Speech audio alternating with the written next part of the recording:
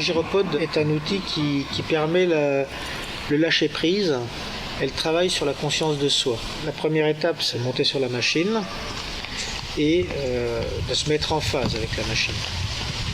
Donc pour se mettre en phase, en fait, on se donne un certain temps pour que l'oreille interne fasse son travail qu'elle connaît, qu'elle habite de faire tous les jours en se levant, en marchant. Et on va en fait permettre à la personne de lâcher prise sur justement sur cette compétence-là et s'écouter.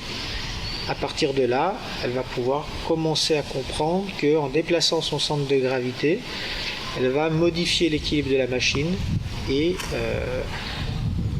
permettre le déplacement de la machine. Donc on va vraiment travailler sur soi et non sur le contrôle de la machine. La machine va évoluer, mais en conséquence de notre comportement. Donc si la machine bouge beaucoup, eh bien, ça veut dire qu'on est en train de chercher le contrôle de la machine. Si rien ne bouge, eh bien c'est qu'on est centré sur soi, c'est qu'on est zen, on est calme et qu'on s'écoute.